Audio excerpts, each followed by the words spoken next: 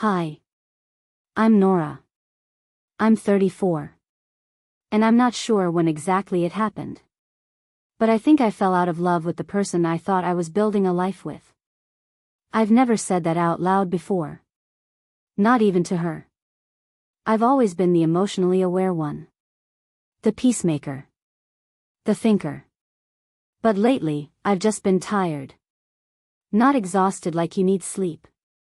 Tired like, something soft inside me is giving up. The joke about the trip, it was just a throwaway comment. A stupid little thing I said while packing for my solo getaway. Wanna join my next trip? I had laughed, tossing a pair of rolled-up socks into my hiking pack. And she smiled, this bright, sudden, young smile, and said, "Let's go right now." I smiled back, but it hit me like a punch. Because that woman, the one who said, "right now," she used to be the reason I believed in the wild kind of love. The barefoot in the kitchen, kiss me before the coffee's brewed kind of love. But now? That smile felt like a ghost. We've been together 9 years. Bought the house with the cracked chimney and the slanted porch. Built a life filled with Sunday rituals and Spotify dinner playlists. For a long time, I was happy in the quiet. I didn't need fireworks. I needed her. At first, she gave me that in the little ways. A hand on my back while I brushed my teeth. A soft kiss between shoulder blades when I stood at the stove.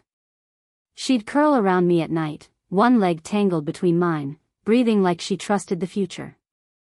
But slowly, the warmth became something more like habit. Not cruelty. Not distance. Just neutral. One night, maybe a year ago, she kissed me before bed, and I remember thinking, was that it? There was no pressure in her lips, no pause after, no searching in her eyes. Just a quick peck like sealing a to-do list. That kiss sat heavy in my chest all night. There's still affection, don't get me wrong. She rubs my shoulders when I'm tense.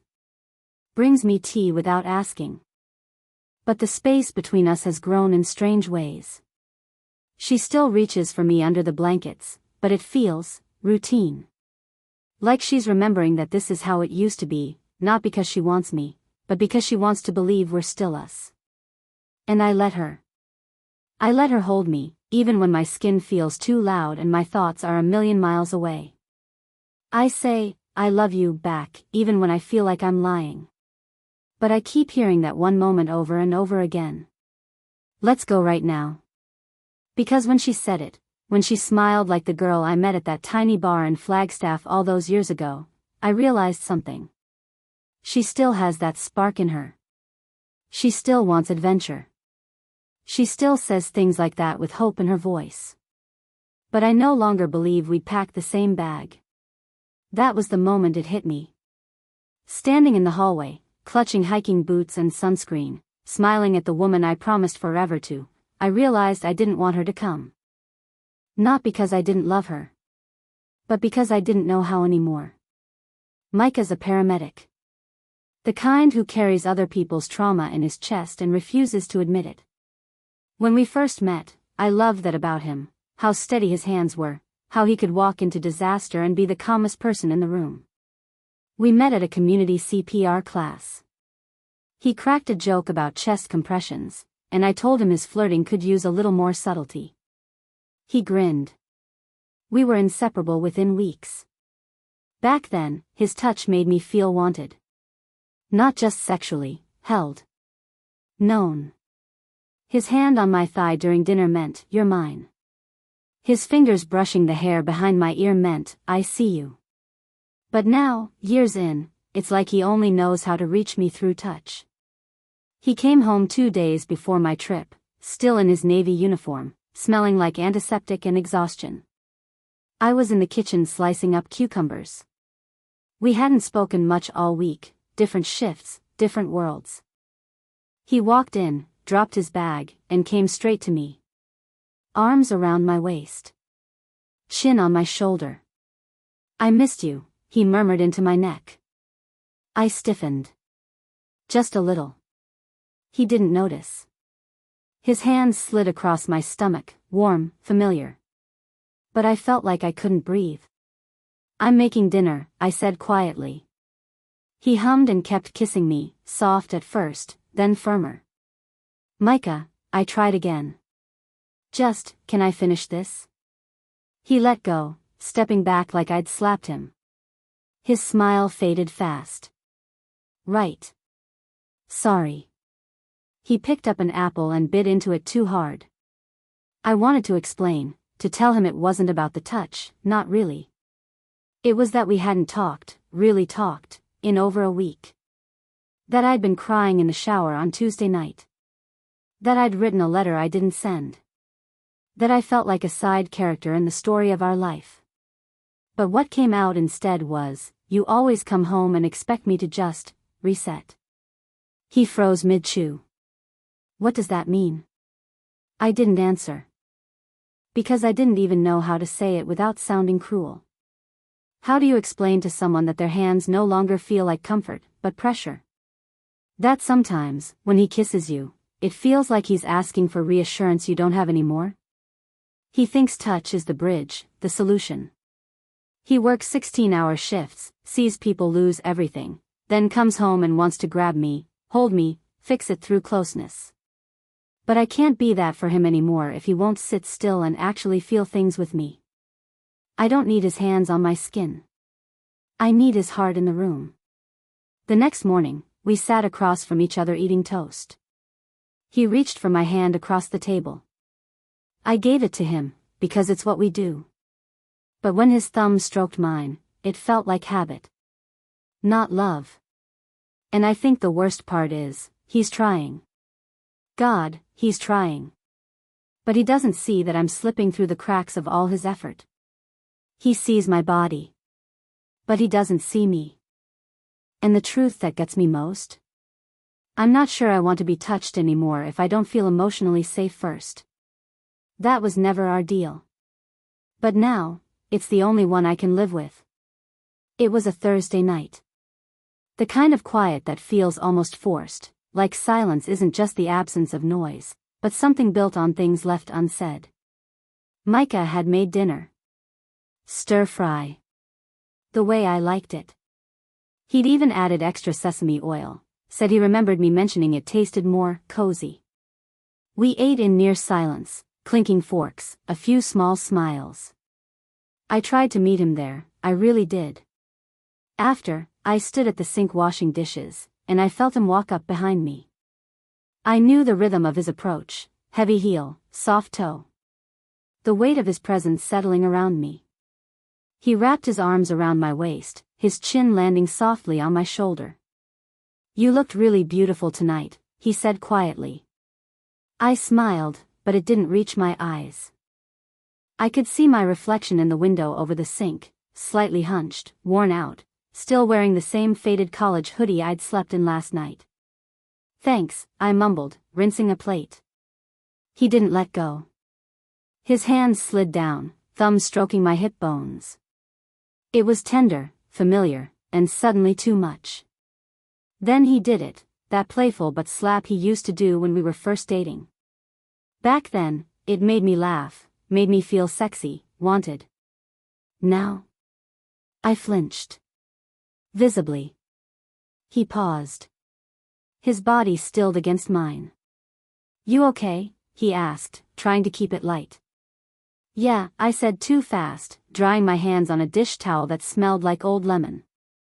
I turned around to face him, leaning against the counter, hugging the towel to my chest like a shield. He stepped closer.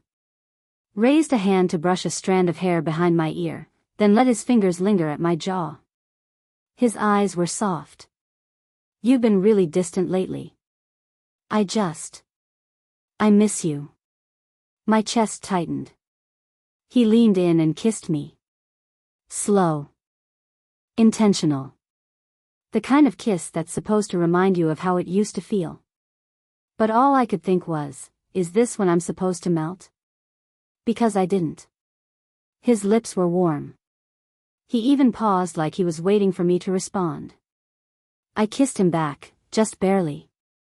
Enough to not be cruel. Enough to check a box. Then I pulled away. I'm tired, I whispered, not meeting his eyes. Long day. He nodded, jaw clenched just enough for me to notice. Yeah. I get it. And maybe he did. Maybe he was tired too. But that wasn't the point.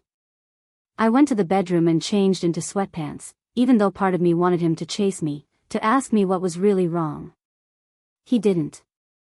He stayed on the couch. And I lay there under the covers, the quiet pressing against me, staring at the ceiling, stomach twisted in something too complex for a single name. I wanted to want him. I wanted his kiss to wake something up in me. I wanted his hands to feel like home again. But instead, they felt like a test I was failing. Why does everything have to turn into sex? It happened at dinner. Again. We were out this time. Micah had made a reservation at a cozy Italian place downtown. Candlelit tables. Waiters who refilled your water every time you blinked. It was the kind of place that tried really hard to feel spontaneous. I should have appreciated it. He was trying. I know he was. He wore the navy sweater I always said made his eyes look like the ocean right before a storm.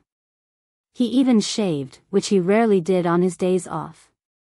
The bread basket came, and he smiled like this was supposed to fix us. Remember when we came here after your art show? You were tipsy and ate all the garlic knots before I sat down. I laughed, or tried to. But it came out dry. Yeah. He poured me wine. Reached across the table and touched my fingers. Let's go somewhere, Nora. After your trip. Just you and me. Mexico, maybe? Or hell, even a road trip. Anywhere. You said it yourself, remember? Wanna join my next trip? You joked, but it sounded nice. I stared at our hands. At how natural it looked, how unnatural it felt. Micah, I started, heart pounding.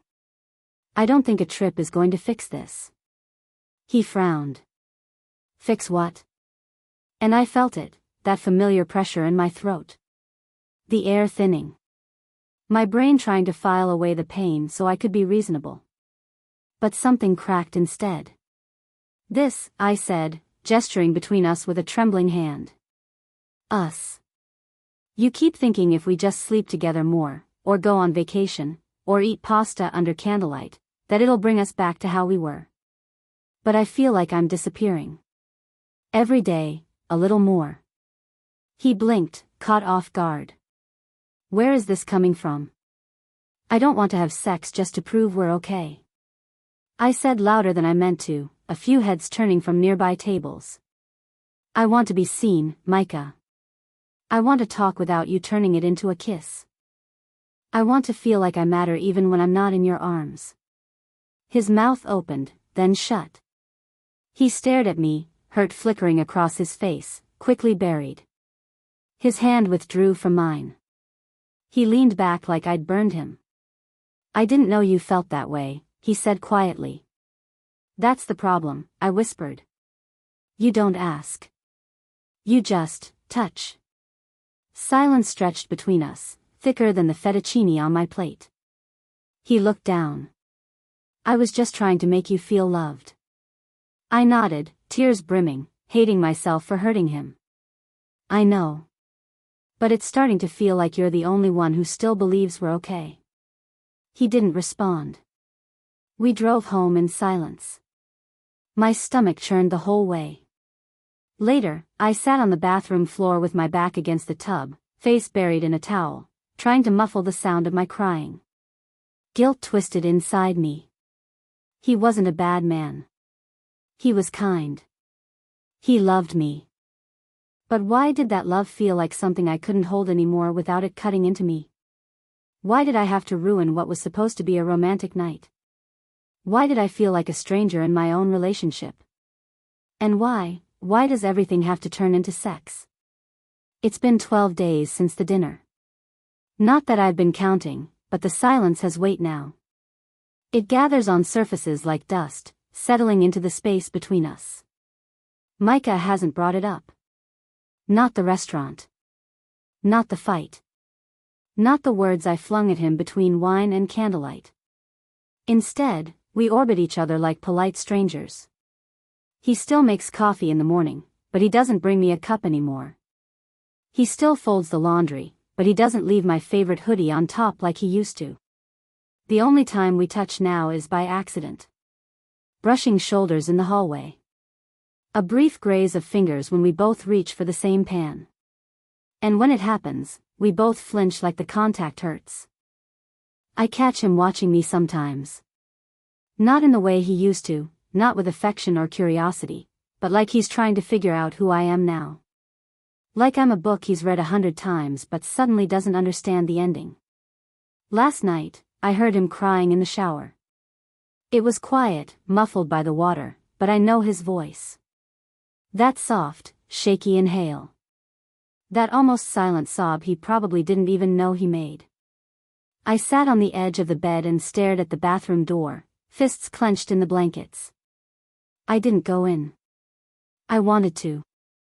I ached to. But I didn't know what I'd even say. What do you say to someone you love when you're the reason they feel unloved? That's the hardest part. This wasn't a betrayal. There was no lie, no cheating, no big rupture. Just a slow leak. A creeping ache.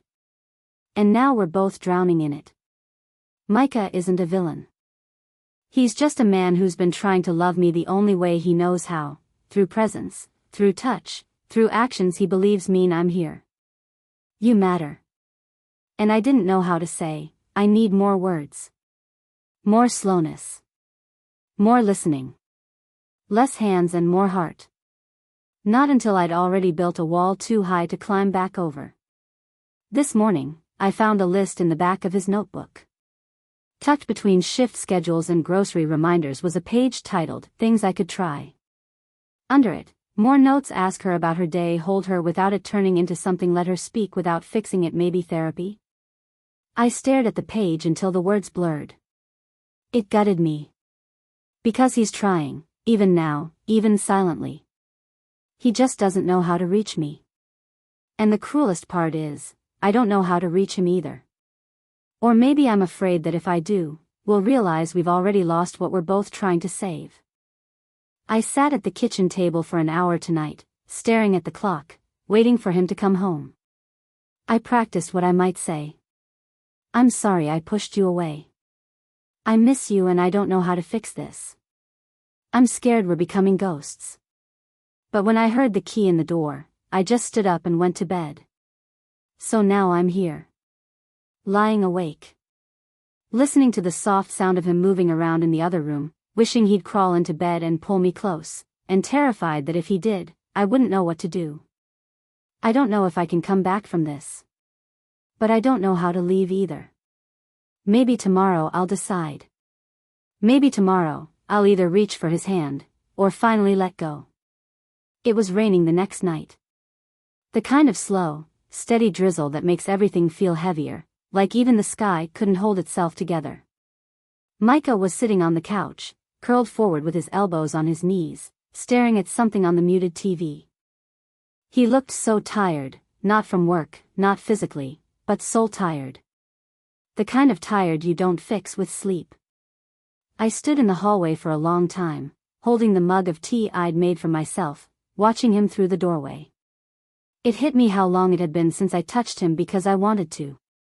Not out of obligation, not to avoid a fight, not to keep the peace, but because I missed him. And I did. I missed him.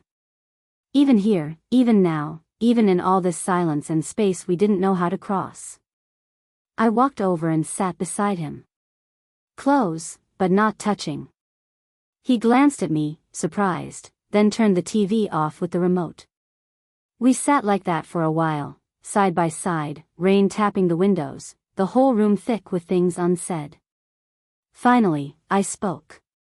I found your list. He didn't look at me. Just nodded slowly. I didn't think you'd see it. I wasn't snooping, I said quickly. It just fell out. More silence. Then, soft, did it make you mad? No, I swallowed hard. It made me sad.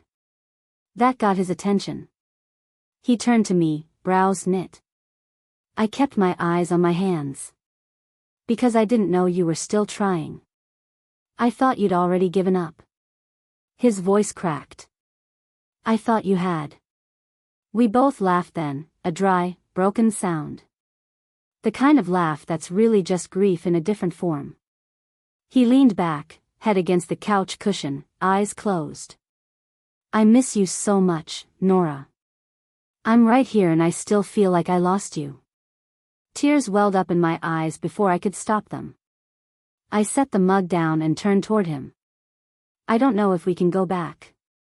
I really don't.